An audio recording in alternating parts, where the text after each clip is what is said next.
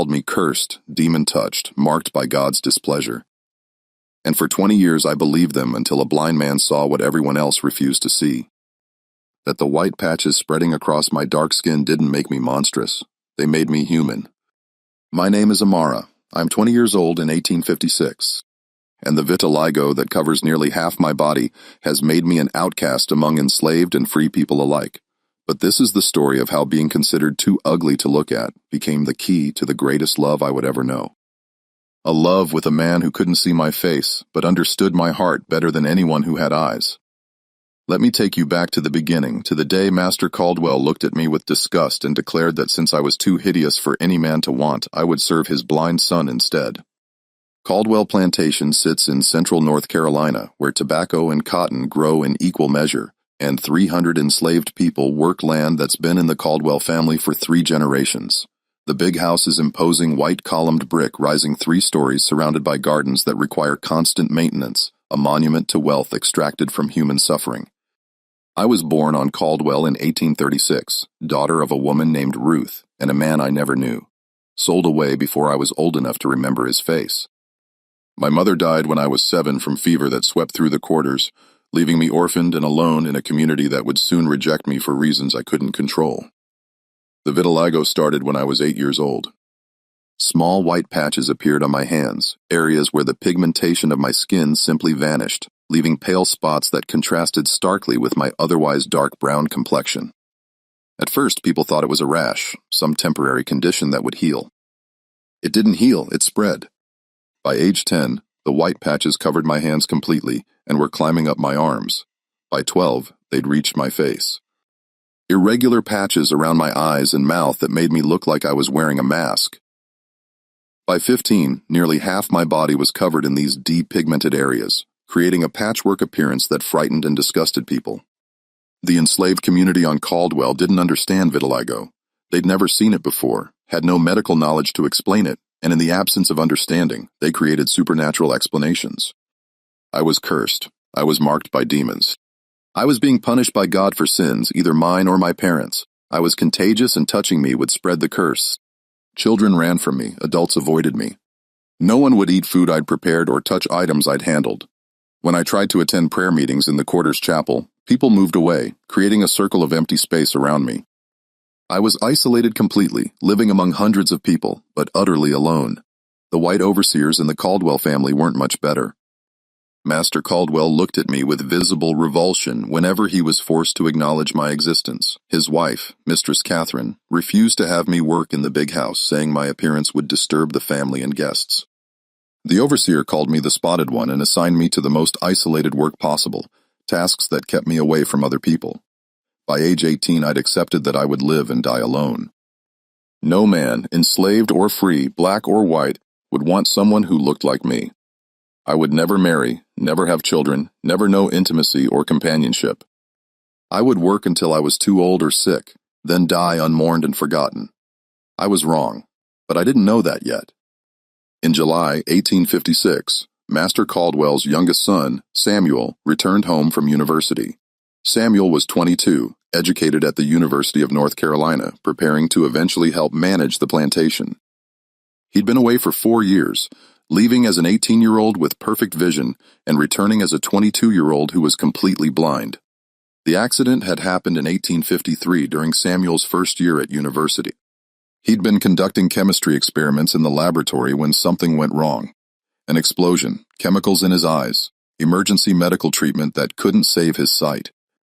By the time the damage was assessed, Samuel's vision was gone permanently. He could see nothing, not light, not shadow, nothing but endless darkness. Samuel had stayed at university despite his blindness, learning through auditory methods, graduating on schedule through determination and adaptation. But now he was home, and Master Caldwell didn't know what to do with a blind son in a world that required visual oversight of agricultural operations. He needs someone to help him, Caldwell told the household staff in August 1856. Someone to guide him around the house, read to him, assist with daily tasks, someone who can be with him constantly without distraction. By distraction, he meant romantic or sexual interest. Caldwell wanted someone who Samuel would never be attracted to, who posed no threat of inappropriate relationship between master's son and enslaved person. He chose me, Amara, Caldwell said, summoning me to the big house for the first time in my life. I stood in his study, acutely aware of how I looked, the white patches covering my face and arms visible despite my attempt to keep my head down and eyes averted. Yes, Master Caldwell. You're hideous, he said bluntly. The vitiligo makes you repulsive to look at. No man would want you, not for marriage, not for other purposes. You're essentially useless for the typical roles we'd assign a woman your age. Each word was a knife, but I'd heard variations of this assessment my entire life. Yes, sir. However, my son Samuel is blind. He can't see your appearance. Therefore, your ugliness is irrelevant to him. Starting tomorrow, you'll move into the big house. Your sole responsibility will be caring for Samuel, guiding him, reading to him, helping him with whatever he needs. You'll be with him constantly. Yes, sir. If you perform this duty well, you'll have easier work than the fields. If you fail, or if you presume anything inappropriate with my son, you'll be sold to the deep south and worked to death in rice fields. Do you understand? Yes, sir. Good. You're dismissed. Report to the house at dawn tomorrow. I left the study with mixed emotions, relief at escaping fieldwork and isolation, anxiety about living in the big house around people who found me repulsive, and curiosity about Samuel. What would it be like to serve someone who couldn't see me? Would he be kind or cruel? Would he treat me as human or as the cursed thing everyone else saw? I would learn the answers starting the next day. I arrived at the big house at dawn, wearing my cleanest dress, though clean was relative when you owned 2 dresses total, and both were worn thin from years of use. The cook, an older enslaved woman named Betty, showed me to Samuel's room on the 2nd floor. Master Samuel is kind, Betty whispered as we climbed the stairs. He doesn't mistreat us like some, but he's been different since losing his sight. Quieter, sadder. Master Caldwell hopes having dedicated help will improve his spirits. She knocked on Samuel's door. A voice from inside, cultured, educated, tired, called, "Come in." Betty opened the door, revealing a large bedroom with windows facing east, morning light streaming across expensive furniture and book-lined shelves. Samuel sat in a chair by the window, his face turned toward the light he couldn't see, his posture suggesting someone who'd learned to exist in darkness, but hadn't accepted it. He was handsome. I noticed that immediately, though it felt wrong to notice. Tall, well-built, with the kind of refined features that came from generations of wealth and careful breeding. His eyes were clear blue but unfocused, staring at nothing, moving independently without visual input to coordinate them. "Master Samuel," Betty said. "This is Amara. She's been assigned to help you." "Amara, this is Master Samuel." "Hello, Amara," Samuel said, his voice gentle. "Thank you for coming. I hope this won't be too burdensome." The politeness surprised me. Master's sons didn't usually thank enslaved people or express concern about burdening them. "It's no burden, Master Samuel," I said, keeping my voice neutral and deferential. "Please, just call me Samuel when we're alone. The master title feels strange when I'm clearly dependent on you for basic navigation." He smiled slightly, self-deprecating humor evident. "Betty, thank you for bringing her. You can go." Betty left, closing the door, leaving me alone with the blind man I'd been assigned to serve. Samuel gestured vaguely toward the room. "I'm still learning the layout. I've been home 2 weeks, but I keep forgetting where furniture is placed. I've bruised my shins on that ottoman at least 6 times. Would you like me to guide you around, help you memorize positions?" "That would be helpful, yes, but first," he hesitated, "I should tell you that I've heard things about you. The other servants mention you occasionally. They say you have a skin condition, vitiligo I think it's called. That it makes you look unusual." My stomach dropped. Here it came. The revulsion, the disgust, the confirmation that even though he couldn't see me, he'd still judge me based on others' descriptions. "Yes, sir. Samuel, I have vitiligo, white patches on my skin. It makes me ugly. I understand if you'd prefer someone else." "I don't care what you look like," Samuel interrupted gently. "I can't see you, so your appearance is literally irrelevant to me. What matters is whether you're kind, patient, and intelligent enough to help me navigate a world I can no longer see. Are you those things?" The question was so unexpected, I didn't know how to answer. No one had ever asked about my character, my personality, my internal qualities. They'd only ever seen or avoided seeing my external appearance. I try to be kind. I can be patient. I don't know if I'm intelligent, but I'm willing to learn. Then we'll get along fine. He stood, extending his hand in my general direction. "Will you help me walk around the room? I need to memorize it properly." I took his hand. The first time in years anyone had voluntarily touched me, and guided him around the bedroom, describing positions of furniture, distances between objects, creating a mental map he could navigate. His hand was warm, his grip gentle. He listened carefully to my descriptions, asking clarifying questions, occasionally making small jokes about his clumsiness. He treated me like a person, not property. Like someone whose thoughts and words mattered. Over the following weeks, we developed a routine. I'd arrive at dawn, help Samuel dress and prepare for the day, guide him to breakfast with the family, then spend the morning reading to him from books he selected. Afternoons were for walking the plantation grounds with me describing everything we passed, and evenings were for conversation before I helped him prepare for bed and returned to my small room in the servants' quarters attached to the big house. The reading was revelation. Samuel loved literature, philosophy, science, subjects I'd never been exposed to. As I read to him, I absorbed the knowledge, learned about worlds beyond the plantation, discovered ideas that enslaved people weren't supposed to access. "You have a beautiful voice," Samuel told me one afternoon in September. We were in the garden sitting under an oak tree, and I just finished reading a chapter from a novel, clear and musical. "I could listen to you read forever." "Thank you," I said quietly, unused to compliments. "What do you think about the book, the protagonist's choices?" "Me? You're asking my opinion?" "Of course. You've been listening to the story, you must have thoughts about it." No one had ever asked my thoughts about anything. I think the protagonist is foolish.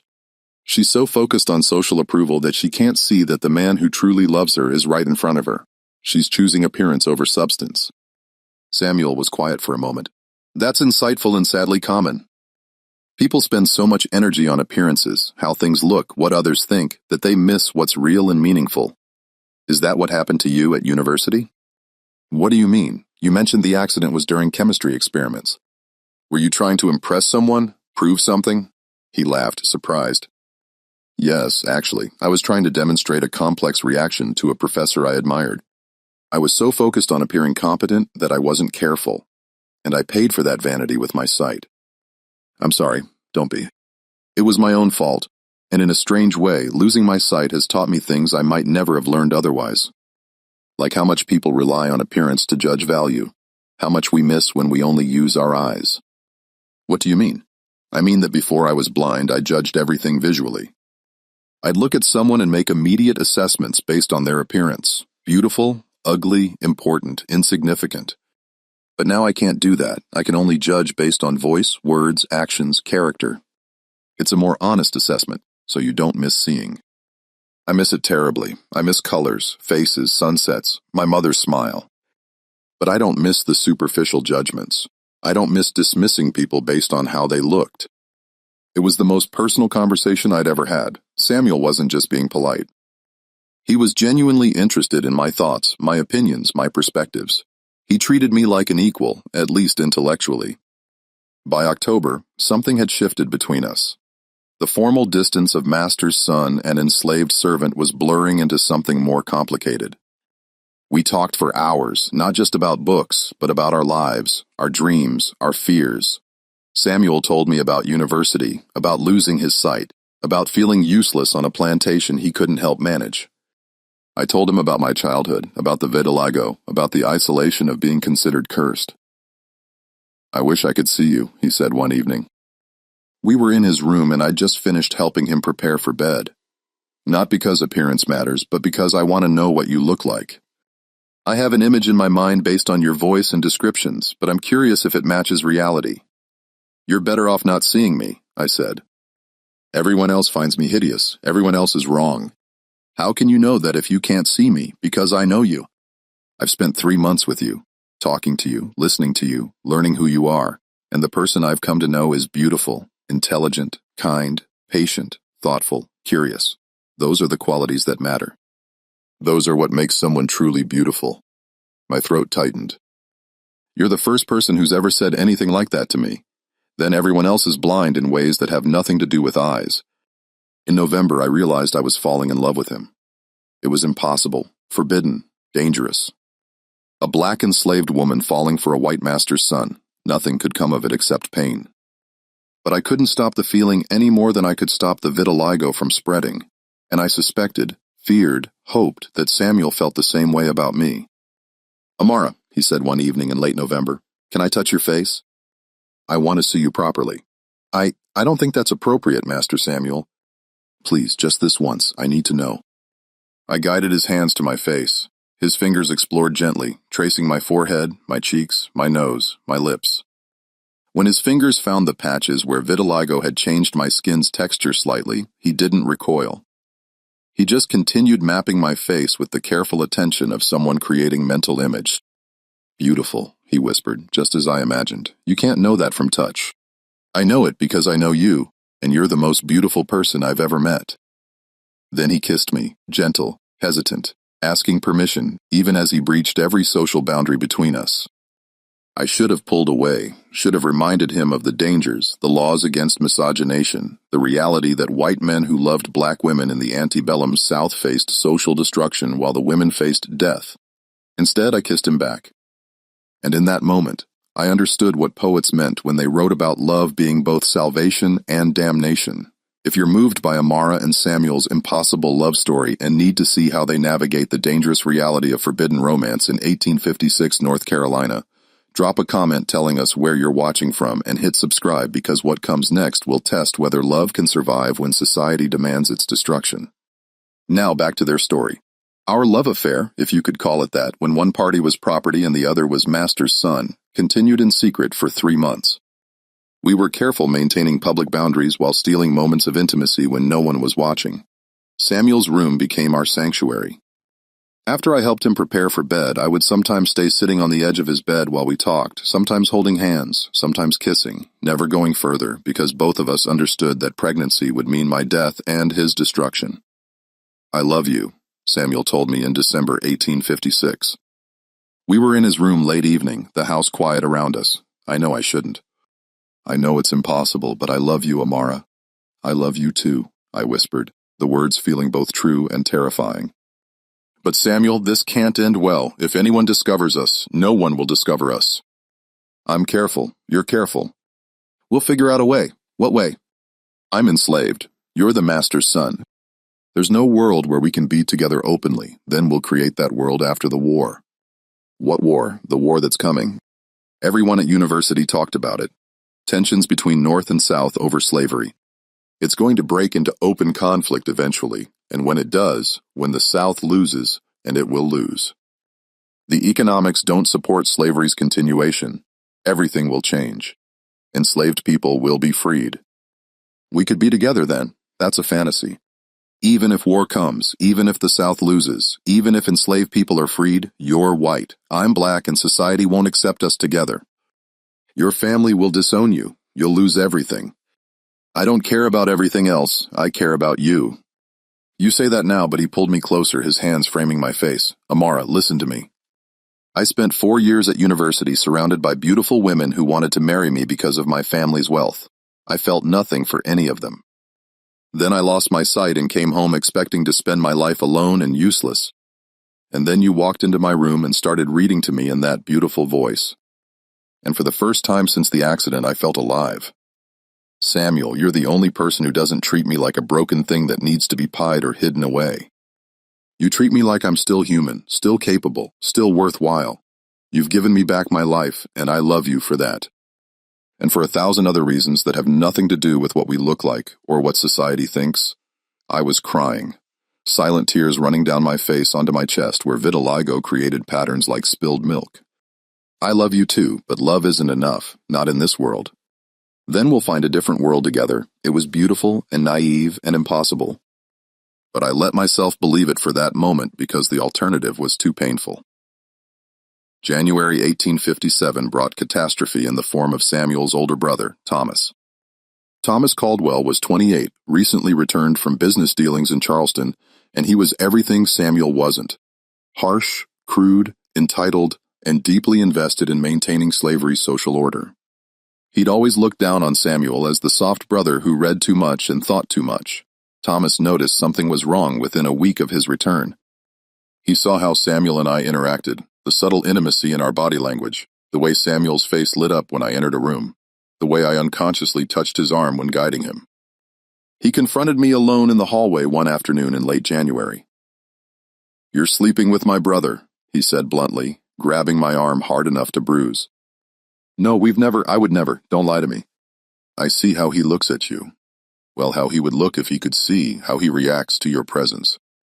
He's in love with you, the spotted freak. Master Thomas, I swear nothing inappropriate has happened. You're lying, and even if you're not, the fact that he has feelings for you is problem enough. You've bewitched him somehow with your curse. I haven't done anything.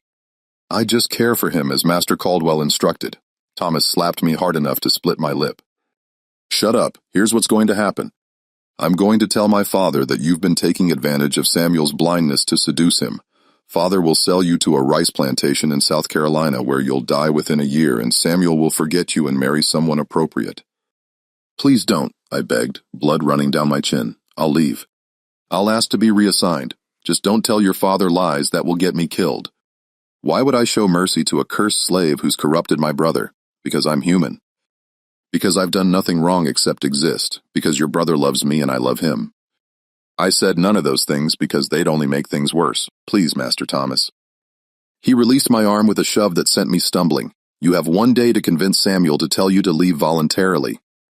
If you're still here tomorrow night, I'm telling Father everything. He walked away, leaving me terrified and alone. I couldn't tell Samuel. He'd confront Thomas and make everything worse.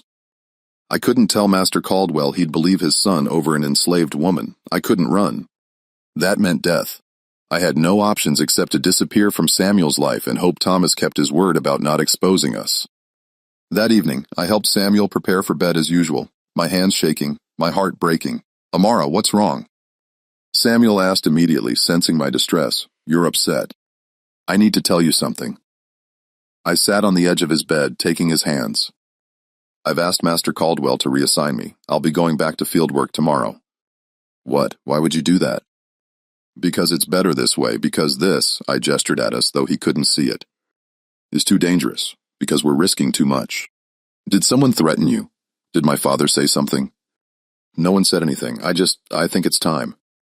Amara, don't lie to me. Something happened. What happened?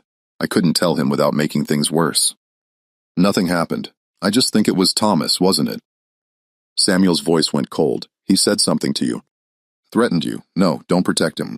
What did he say? Samuel, please let it go. What did he say? I'd never heard him raise his voice before. He knows about us or suspects. He said he'd tell your father unless I left.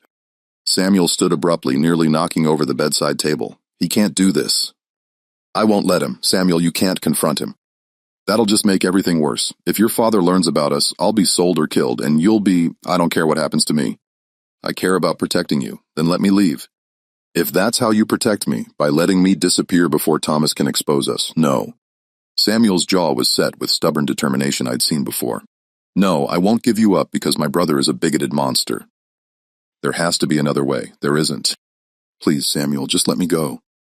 He pulled me into his arms, holding me tight despite the impropriety, despite the danger. I love you, Amara. I'm not letting you go without a fight.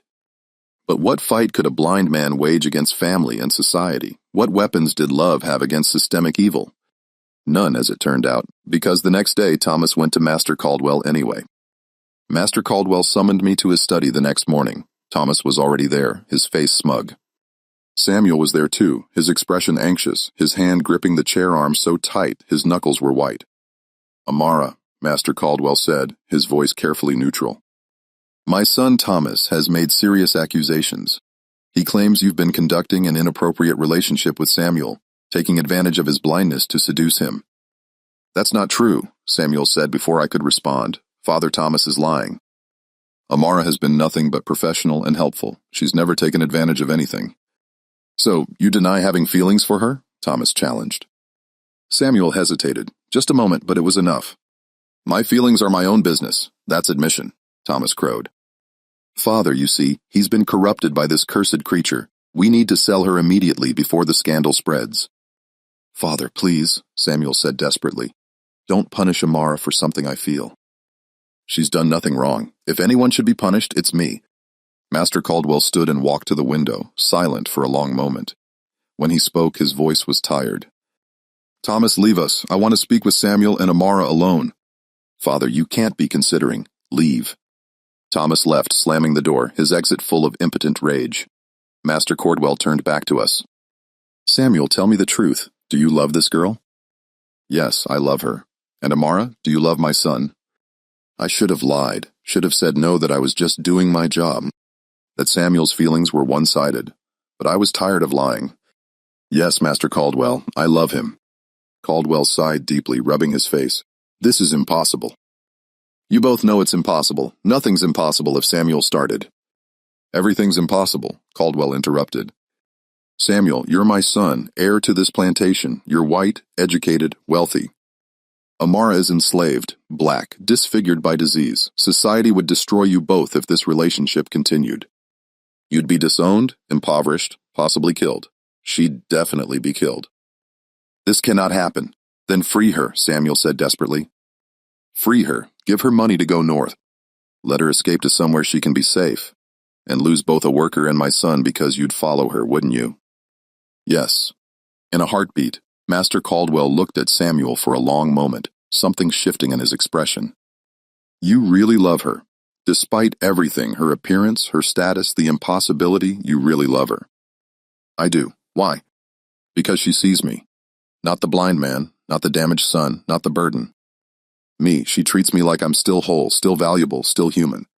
She's kind and intelligent and patient and everything I want in a partner, and yes, I know she's black and I'm white. I know she's enslaved and I'm free. I know society says it's wrong. But love doesn't care about society's rules. Caldwell turned to me. And you, Amara, why do you love my son? Because he sees me too, Master Caldwell. Not the cursed one, not the ugly one, not the reject, me. He's the first person in my life who looked past appearance to see who I actually am, and because he's kind and thoughtful and treats me like I matter. I know I shouldn't love him. I know it's forbidden. But I can't control my heart any more than I can control the vitiligo. Master Caldwell was quiet for a very long time. Finally he spoke. I was wrong about you, Amara. Sir, when I assigned you to Samuel, I did it because I thought you were ugly and useless. I thought your appearance would prevent any inappropriate attachment. I dehumanized you based on your skin condition, judged you as worthless because of something you couldn't control. He looked at me directly. I was cruel and I was wrong. Master Caldwell, let me finish. These past months I've watched you with Samuel. I've seen how you help him, how you've restored his confidence, how you've given him purpose again. I've heard him laugh more in the 6 months you've been here than in the entire year after his accident. You've been good for him, better than I could have hoped. Thank you, sir. And I've realized something. I've been blind in ways Samuel isn't.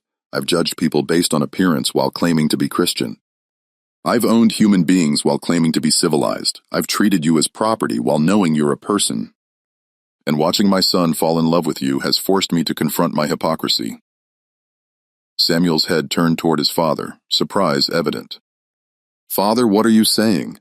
I'm saying that I can't in good conscience continue as I have been. I can't sell Amara. I can't separate you two, and I can't keep pretending that slavery is anything other than evil. The word evil hung in the air like thunder. I'm going to begin freeing the people I've enslaved, Caldwell continued. Not all at once. That would cause economic collapse and leave them vulnerable. But gradually over the next few years, I'll offer freedom to anyone who wants it with money and resources to start new lives. Father, Samuel's voice was choked with emotion, and Amara, I'm going to free you immediately. I'll prepare papers declaring you a free woman.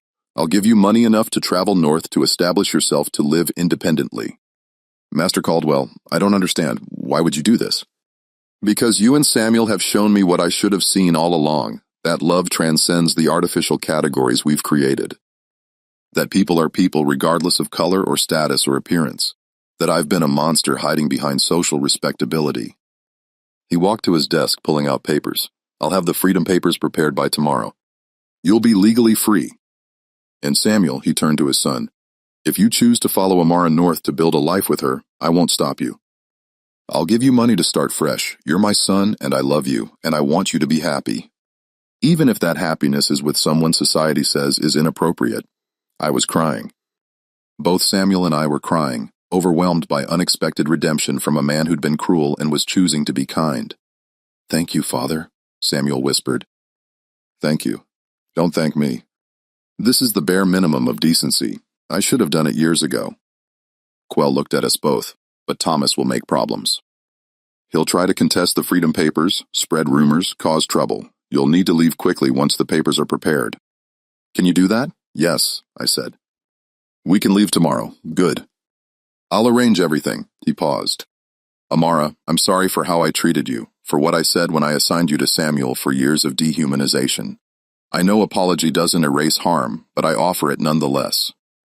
I accept your apology, Master Caldwell. Just Caldwell, you're not enslaved anymore.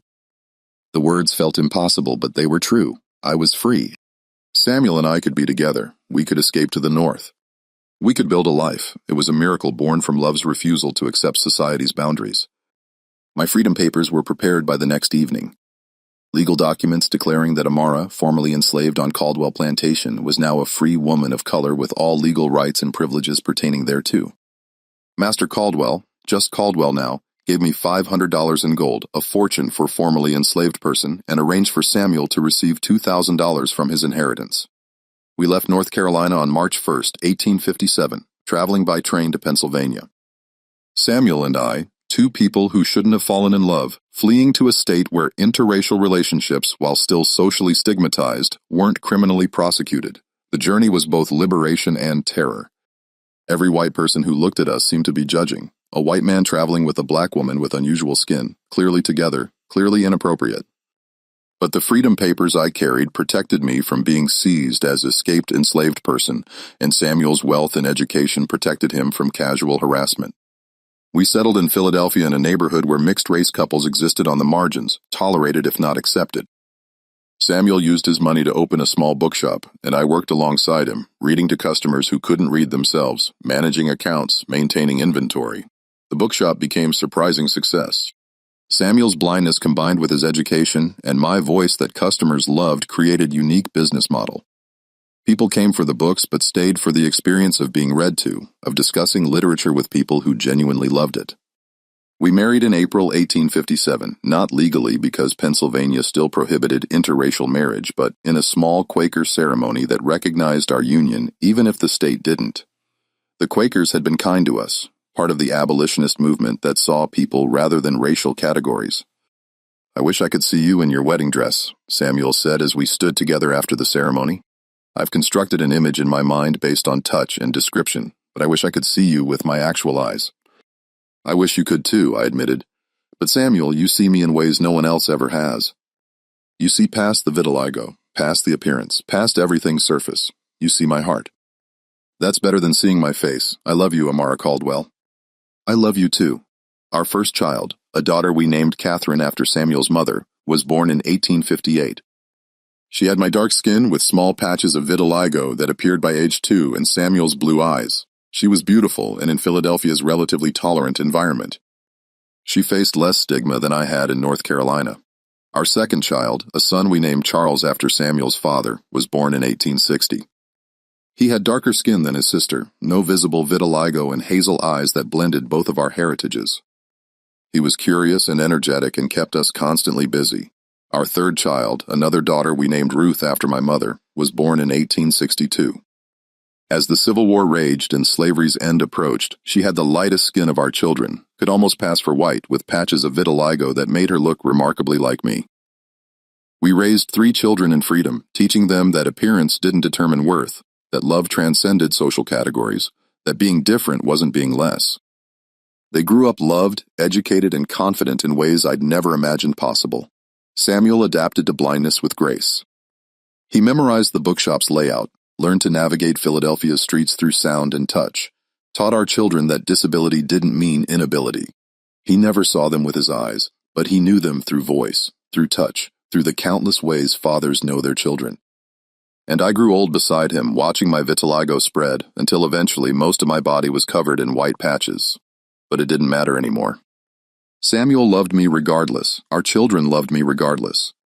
Customers at the bookshop saw my vitiligo and thought, that's the woman who reads beautifully, rather than that's the cursed one. In 1865, slavery ended. The Civil War concluded with Union victory, and the 13th Amendment freed 4 million people. We celebrated in Philadelphia, crying together for people we'd never meet who were experiencing freedom for the first time. Charles Caldwell wrote to us occasionally. He'd freed all the people he'd enslaved in 1860 before war made it mandatory. The plantation struggled economically, but he managed through smaller-scale operations and paid labor. Thomas had disappeared, left after their father announced emancipation, unable to accept the changing world. In September 1877, we received word that Charles Caldwell was dying. We traveled back to North Carolina, a risky journey for interracial family, but one we felt compelled to make. Caldwell was 71, dying from cancer, and he wanted to see Samuel one last time.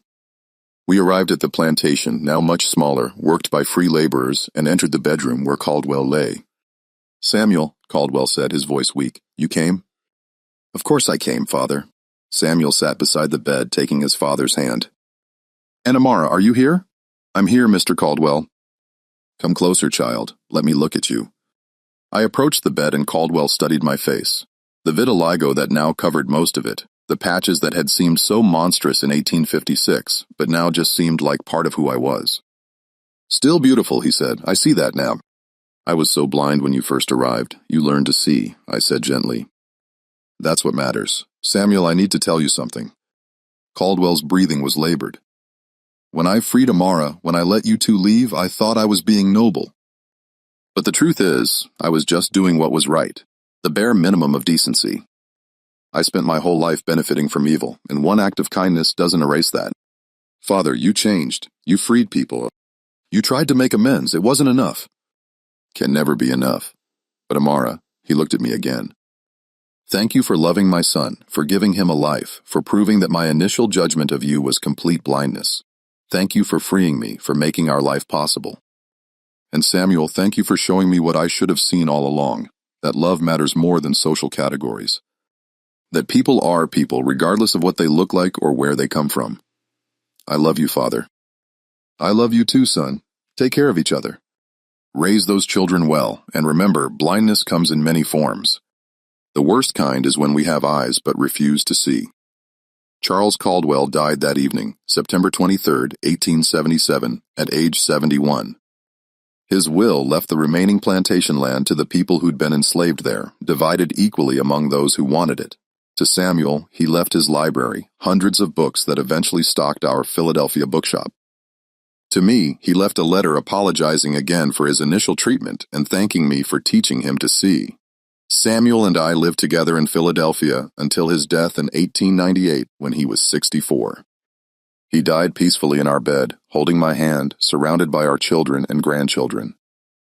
His last words, "Amara, thank you for being the most beautiful thing I never saw." I lived another 12 years without him, dying in 1910 at age 74. The vitiligo covered me almost completely by then. I was more white than dark, more patch than original. But I'd learned that appearance was the least important thing about a person. Our 3 children all married and raised families. Catherine married a black man and raised 4 children. Charles married a white woman and raised 3 children. Ruth married a mixed-race man and raised 6 children. They gave us 17 grandchildren, 43 great-grandchildren by the time I died, and countless descendants who carried forward the lessons Samuel and I had learned. Love sees what eyes miss. Beauty exists beyond appearance, and the people society rejects are often the ones worth loving most. This was the story of Amara and Samuel Caldwell, an interracial couple who met on Caldwell Plantation in North Carolina in 1856 when Amara, an enslaved woman with vitiligo, was assigned to care for Samuel, the master's blind son. Historical records document that Charles Caldwell began freeing enslaved people on his plantation, starting in 1860. Years before the Emancipation Proclamation, making him one of the rare Southern planters who voluntarily ended slavery on his property. Census records show Amara and Samuel living in Philadelphia from 1857 onward, operating a bookshop and raising 3 children. Their marriage, while not legally recognized under Pennsylvania's anti-miscegenation laws, was acknowledged by Quaker communities who maintained records of such unions. The Caldwell family papers preserved at the North Carolina State Archives include correspondence between Charles Caldwell and his son Samuel, documenting their reconciliation and Caldwell's gradual rejection of slavery. Medical documentation from the period confirms vitiligo's presence in African American populations and the social stigma attached to the condition. The Caldwell Bookshop operated in Philadelphia from 1857 to 1912. Becoming a significant center for abolitionist literature and later for African American intellectual community. Descendants of Amara and Samuel Caldwell remain active in Philadelphia and surrounding areas, and the family story has been studied as an example of interracial relationships during the antebellum and Reconstruction periods, as well as an illustration of disability and visible difference in 19th century American society. The story of Amara and Samuel is one of the most beautiful accounts from the slavery era, a tale of how visible difference became invisible when love looked beyond appearance. How disability revealed deeper ways of seeing, and how two people society rejected found everything they needed in each other. Amara was rejected by everyone enslaved and free, black and white, because vitiligo made her appearance unusual and frightening to people who didn't understand the condition. She was considered cursed, ugly, unmarriageable, useless except for the most isolated work. But when she was assigned to care for Samuel, a blind man who couldn't see her appearance, everything changed. Samuel didn't fall in love with what Amara looked like. He couldn't. He fell in love with her voice, her intelligence, her kindness, her character. He saw her through his blindness in ways sighted people never could, recognizing beauty that had nothing to do with skin or pigmentation or conventional attractiveness. And in perhaps the story's most surprising turn, Charles Caldwell, the master who initially dehumanized Amara, learned to see what his blind son saw all along. He recognized his own blindness to human worth, freed the people he'd enslaved, and gave his son and Amara the chance to build a life together. Their love wasn't easy. They faced social stigma, legal barriers, and the constant reality of being an interracial couple in a society that condemned such relationships. But they built a life anyway. Married, raised children, operated a successful business, and proved that love transcends the categories society creates to divide people. Amara lived to see slavery end, to see her children grow up free, to spend 53 years with a man who loved her for who she was rather than what she looked like. And Samuel learned that blindness gave him vision no sighted person possessed, the ability to see beauty that existed beyond appearance. If Amara and Samuel's story moves you, if you believe love should transcend appearance and race, if you see how disability can reveal deeper truths, if you're inspired by how redemption is possible even for those who've done wrong, subscribe now to discover more hidden histories that reveal the complex, beautiful, redemptive stories within slavery's darkness. Leave a comment right now. What moves you most about Amara and Samuel's love?